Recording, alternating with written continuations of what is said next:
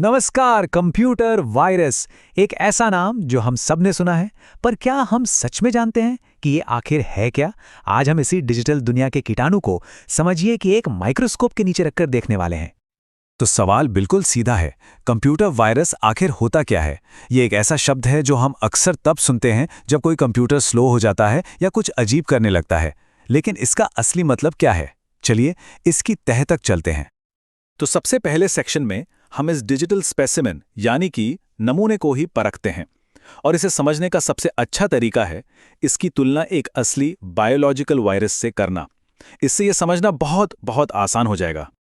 तो देखिए, एकदम बुनियादी लेवल पर एक कंप्यूटर वायरस और कुछ नहीं, बस एक प्रोग्राम या कोड का एक टुकड़ा है। ये कोई असली फिजिकल चीज नहीं है। इसकी दो मेन खासियतें हैं। पहली, ये अपनी कॉपी खुद बना सकता है, और दूसरी, इसका असर आमतौर पर बुरा ही होता है, जैसे सिस्टम को खराब कर देना या डेटा को उड़ा देना। अब ये जो एनालॉजी है ये सच में कमाल की है। सोचिए, जैसे एक असली वायरस को जिंदा रहने और फैलने के लिए एक होस्ट सेल की जरूरत होती है ना? बिल्कुल उसी तरह एक कंप्यूटर वायरस को भी एक होस्ट प्रोग्राम या फाइल की जरूरत होती है। ये किसी पहले से मौजूद प्रोग्राम के साथ चिपक जाता है, और जैसे ही वो प्रोग्राम चलता है वायरस भी एक्टिव हो जाता है। चलिए अब थोड़ा और आगे बढ़ते हैं और ये देखते हैं कि ये काम कैसे करता है। मतलब एक बार वायरस सिस्टम के अंदर आ गया तो फिर होता क्या है? आइए एक अटैक की पूरी एनाटॉमी को समझते हैं।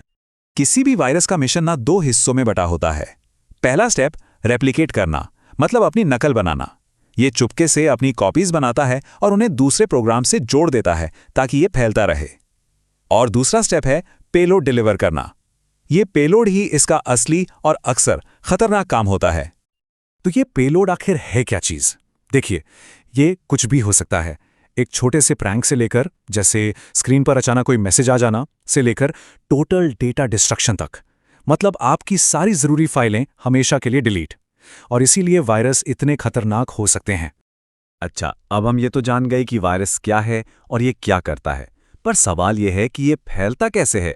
इस सेक्शन में हम देखेंगे कि ये संक्रमण, ये कंटेजियन एक कंप्यूटर से दूसरे कंप्यूटर तक पहुंचता कैसे है। सबसे आम तरीकों में से एक ईमेल अटैचमेंट्स। किसी अनजान या शक वाले ईमेल में आई फाइल खोली और बस वायरस एक्टिवेट हो गया। ये एक डिजिटल ट्रोजन हॉर्स जैसा है। शायद इसका सबसे famous example I love you virus है। साल 2000 में लोगों को आई लव यू सब्जेक्ट के साथ ईमेल आया। भाई कौन नहीं खोलना चाहेगा? लेकिन अटैचमेंट खोलते ही वायरस ने दुनिया भर में अरबों डॉलर्स का नुकसान कर दिया था।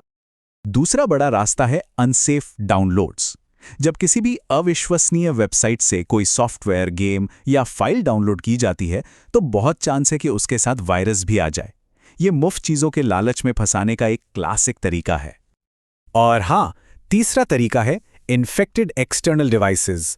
पेन ड्राइव या एक्सटर्नल हार्ड ड्राइव जैसी चीजें वायरस को एक कंप्यूटर से दूसरे में ले जाने का बहुत आसान जरिया बन जाती हैं। एक इन्फेक्टेड डिवाइस को किसी भी साफ सुथरे कंप्यूटर में लगाया और वो भी इन्फेक्टेड हो सकता है। अच्छा, इतनी सारी प्रॉब्लम्स की बात हो गई, तो अब जरा सॉल्यूशन पर भी ध्यान देते हैं। अपने डिवाइसेस को बचाने के लिए एक मजबूत डिजिटल इम्यून सिस्टम कैसे बनाया जा सकता है, चलिए जानते हैं। एक मजबूत डिजिटल कवच बनाने के लिए कुछ बातें हमेशा ध्यान में रखनी चाहिए। पहली, सॉफ्टवेयर और ऑपरेटिंग सिस्टम को हमेशा अपडेटेड रखें। अपडेट सिर्फ नए फीचर्स नहीं लाते, वो सिक्योरिटी की कमियों को भी भरते हैं।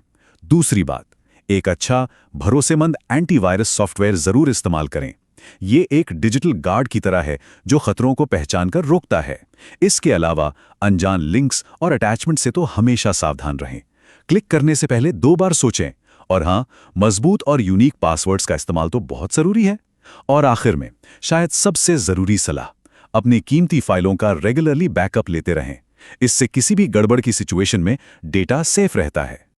तो इस पूरी बातचीत के बाद एक सवाल तो मन में जरूर उठता है, किसी की डिजिटल हेल्थ कितनी मजबूत है? जैसे हम अपने शरीर की सेहत का ध्यान रखते हैं, वैसे ही अपनी डिजिटल दुनिया को सुरक्षित रखना भी उतना ही जरूरी है। इस पर सोचना तो बनता है।